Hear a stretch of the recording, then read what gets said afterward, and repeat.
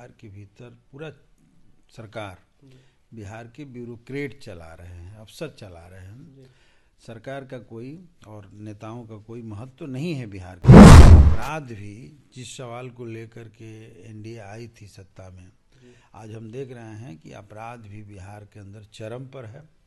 हत्याएं रोज हो रही है, महिलाओं के साथ रेप हो रहा है, उत्पीड़न हो रहा है। लोकसभा चुनाव में 400 पार तो भाजपा तय कर दी थी, एनडीए अभी बाद में थी, लेकिन देश की जनता ने बता दिया कि अभी 400 पार लायक अब नहीं है और आपको बैसाखी पर लाके खड़ा कर दिया। विकास के चाहे जितने दावे कर लिया जाए, सड़क पुल पुलिया की जितनी दावा कर लिया जाए, यही सच है कि बिहार के आम जीवन के स्तर में कोई बदलाव नहीं आया है। बिहार विधानसभा का 2025 का चुनाव होना है और इससे पहले देखिए एनडीए के द्वारा यह दावे किए जा रहे हैं कि 225 सीट हम जीतने जा रहे हैं। इसको लेकर देखिए पूरे बिहार की सियासत तेज हो गई है और सत्ता पक्ष के नेता यह लगातार दावा कर रहे हैं कि हम 225 से पार करेंगे, उससे कम सीट नहीं आएगा। लगातार विपक्षी दलों के द्वारा भी कई तरह के दावे किए जा रहे हैं और कहीं ना कहीं बैठकें की जा रही है।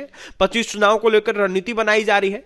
ऐसे हमारे साथ बात करने के लिए जिरादेई से माले विधायक अमरजीत सिंह कुशवाहा है, जुड़ेंगे, बात करेंगे। अमरजीत जी, कैसे देख रहे हैं जिस तरीके से विपक्ष को देखते हुए सत्ता पक्ष दावा कर रहा है, कह रहा है कि हम 225 सीट जीतने जा रहे हैं ये 25 चुनाव में?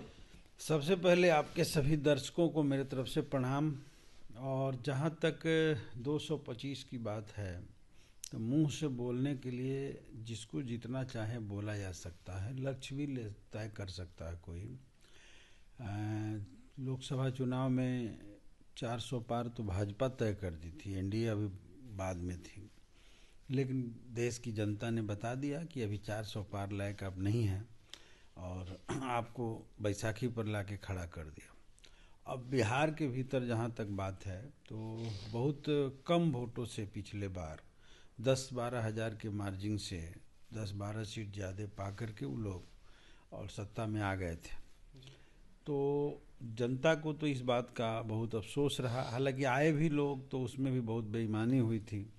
अफसोस रहा है 5 साल तक कि हम लोग सत्ता में परिवर्तन चाह रहे थे और सब परिवर्तन नहीं हुआ। तो इस बार जनता अपने इस अफसोस को पूरा करेगी और मुझे पूरा भरोसा है कि महागठबंधन को, इंडिया गठबंधन को झारखंड के तर्ज पर भारी बहुमत के साथ बिहार के अंदर सत्ता सौंपेगी। नीतीश कुमार की यात्रा को कैसे देख रहे हैं अमरजीत सिंह? तो जहाँ तक यात्रा का है, तो यात्रा तो करते ही रहते हैं, हर साल जाड़े में यात्रा करते हैं। हाँ। उनका कोई नई बात नहीं है। पर साल भी, पिछले साल भी यात्रा किए थे, इस साल भी यात्रा कर रहे हैं। लेकिन अब बिहार की जो स्थिति है, नीतीश जी को बिहार की जनता अब जो है समझ रही है कि इनसे कुछ होने वाला नहीं है।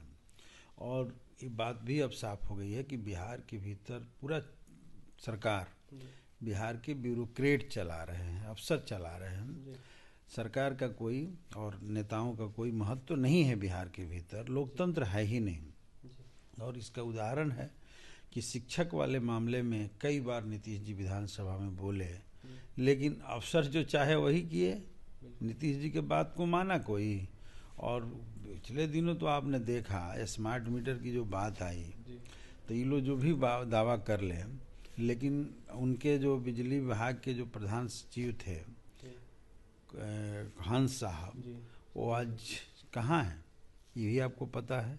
कितना बड़ा मामला चल रहा है।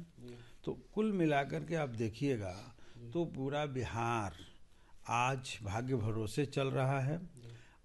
अपराध भी, जिस सवाल को लेकर के एनडीए आई थी सत्ता में, आज हम देख रहे हैं कि अपराध भी बिहार के अंदर चरम पर है। हत्याएं रोज हो रही है, महिलाओं के साथ रेप हो रहा है, उत्पीड़न हो रहा है और कोई आदमी आज बिहार के भीतर सुरक्षित नहीं है। चोरी, डकैती, लूट तो आम हो गया।